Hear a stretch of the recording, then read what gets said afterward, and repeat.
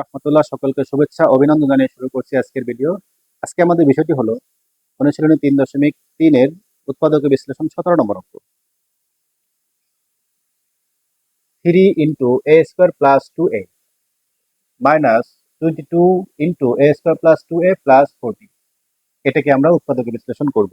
এটা প্রথমে খেয়াল করতে হবে যে এখানে কি রয়েছে, ব্র্যাকেটের ভিতরে দুটো সেম দুটি পদ। তাহলে আমরা এটাকে লিখবো, ধরি সেম যে দুটি পদ রয়েছে সেটাকে আমরা ধরে নিব এ স্কোয়ার প্লাস 2a, এখানে আমরা ধরে নিব হলো পি। কেন পি ধরবো আমরা? এখানে অঙ্কে যেমন এ রয়েছে, এই এ বাদে যে কোনো পদ আমরা ধরতে পারি। এখানে পি ধরতে পারি, কিউ ধরতে পারি, এক্স ওয়াই এগুলো আমরা ধরতে পারি, এম এন ধরলেও হবে। আমরা এখানে পি ধরে নিলাম। সুতরাং প্রদত্ত রাশি এটা লিখবো আমরা। এখন প্রথমে হচ্ছে 3, আমরা দেখতে পাচ্ছি যে প্রথমে হচ্ছে এখানে 3 লিখবো। এরপর হচ্ছে এই মানটা, এই ধরলাম এটার মান কত, পি। তার উপর হচ্ছে এখানে স্কোয়ার আছে, এখানে স্কোয়ার দিয়ে দিব। 3 এটুকের মান হচ্ছে আমাদের পি, 3p, আর স্কোয়ার রয়েছে, স্কোয়ারটা দেব। মাইনাস এখানে হচ্ছে 22, আর এটার মান হচ্ছে পি, প্লাস 40। এখন আমরা এখানে মিডল ফ্যাক্টর নিয়মে উৎপাদক বিশ্লেষণ করব। নিয়মটি হচ্ছে, সামনে যদি কোনো সংখ্যা থাকে সেই সংখ্যাটা আর লাস্টের যে সংখ্যাটা, এই দুইটা সংখ্যা গুণ করে দেখতে হবে কত হয়। যেমন এখানে 3 আর হচ্ছে এখানে 40, তাহলে 3 4 12 120, সামনে চিহ্ন হচ্ছে প্লাস, তাহলে গুণ করে বানাতে হবে আমাদের প্লাস 120, আর যোগ করে হবে হলো মাইনাস 22p, মানে 22। খুব সহজভাবে আমরা ভাঙতে পারি। যেমন 12 আর 10 গুণ করলে হবে কত, 120, আর দুইটা যোগ করলে হবে 22।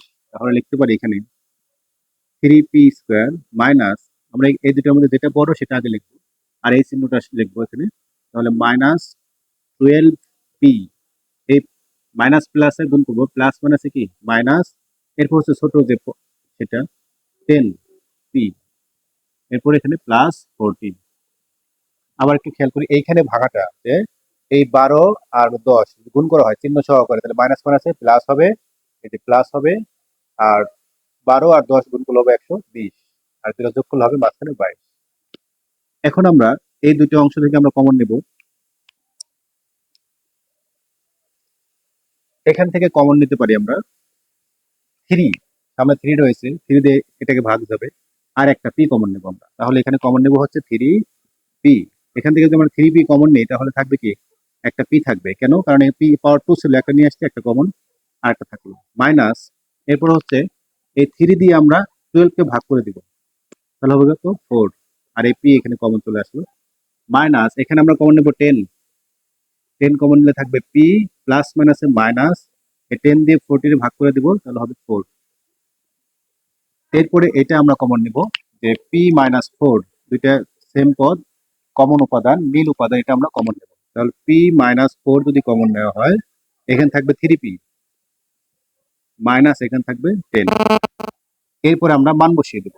এই যে পির মান ধরেছিলাম হচ্ছে, এখানে দেখতে পাচ্ছি যে পির মান হচ্ছে কি এ স্কোয়ার প্লাস 2a, এটা আমরা এই পির জায়গায় বসিয়ে দেব। তাহলে এখানে পির জায়গায় বসাবো a square plus 2a minus 4। Same ভাবে এখানে আমরা পির মান বসাবো, 3 পরে পি, এজন্য আমরা ব্র্যাকেট ব্যবহার করবো। 3 পরে পির মান হচ্ছে এ স্কোয়ার প্লাস 2a মাইনাস 10। এখানে a square plus 2a minus 4 into, এখানে আমরা গুণ করে দেবো 3a স্কোয়ার হবে, 3a স্কোয়ার প্লাস এই 3 আর 2 গুণ করলে হবে 3 2 6, এটা হচ্ছে a মাইনাস 10। এটি হচ্ছে আমাদের অ্যান্সার। সবাই বুঝতে পেরেছি? এখানে একটু আবার খেয়াল করি যে এখানে কি করেছি প্রথমে, এই যে পি, এই পির মানটি হচ্ছে এতটুকু মাইনাস 4, এখানেও হচ্ছে পির মান এটা, সামনে 3 রয়েছে এই জন্য আমরা ব্র্যাকেট ব্যবহার করেছি, এ স্কোয়ার প্লাস 2a। এই লাইনটি যা ছিল তাই, এখানে হলো এই 3 এর সাথে গুণ, তার এ স্কোয়ারের সাথে গুণ, তাহলে 3a স্কোয়ার হবে প্লাস 3 2 6 a মাইনাস 10। এই হচ্ছে সমাধান। খুবই সহজ। তবে যত সহজই হোক, যদি আমরা প্র্যাকটিস না করি অবশ্যই সেই সহজ অঙ্কটা আমরা পরীক্ষা হলে দিতে পারবো না।